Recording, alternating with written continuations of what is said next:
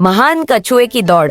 जंगल के बीचों बीच एक बार एक जानवरों की बस्ती रहती थी जो दौड़ने का बहुत शौक रखते थे। हर साल वे एक भव्य दौड़ के लिए इकट्ठा होते थे ताकि सबसे तेज धावक का चुनाव किया जा सके। हमेशा की तरह चीता जीतता था, जो अन्य जानवरों की निराशा का कारण बनता था। लेकिन इस साल कुछ बदलने वाला था। एक दिन अचानक एक युवा कछुआ जिसका नाम टिप्पी था, दौड़ समिति के पास आई। मैं इस साल दौड़ में भाग लेना चाहती हूँ, उसने घोषणा की। सभी जानवर हंस पड़े। एक कछुआ दौड़ में चीता ने हंसते हुए कहा, तुम 1 घंटे में 1 इंच भी नहीं चलती।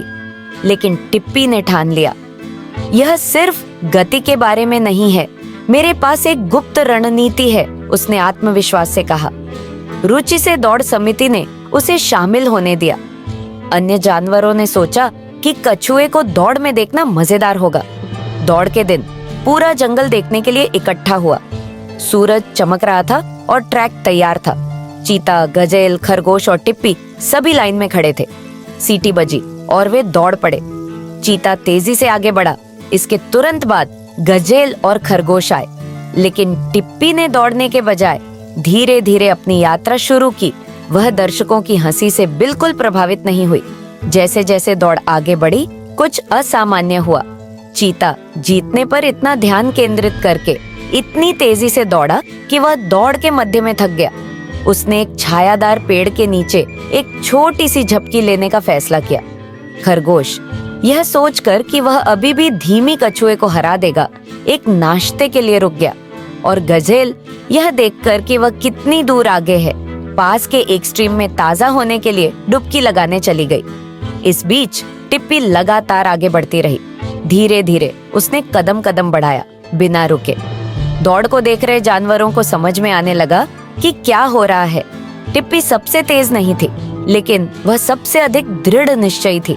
जब तक चीता और अन्य जानवर अपनी गलती को समझते, तब तक बहुत देर हो चुकी थी।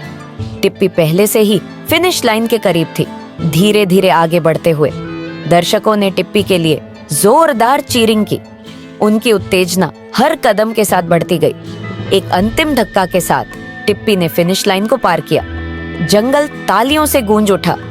चीता, खरगोश और गजेल ने एक दूसरे की तरफ देखा, जो अविश्वास में थे।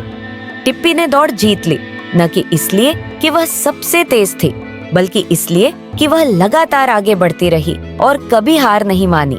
उस दिन के बाद से जानवरों ने सीखा कि जीत हमेशा गति के बारे में नहीं होती। यह दृढ़ता, निरंतरता और अपने आप में विश्वास करने के बारे में है। और हर साल उसके बाद टिप्पी को जंगल के चैंपियन के रूप में जाना जाने लगा। जानवरों ने कभी महान कछुए की दौड़ का पाठ नहीं भुलाया, और न ही टिप्पी ने, जिसने अपने दृढ़ता की कहानी से दूसरों को प्रेरित किया। नैतिक, धीरे और स्थिर रहने से दौड़ जीत जाती है, लेकिन अपने आप में विश्वास करना सबसे महत्वपूर्ण है।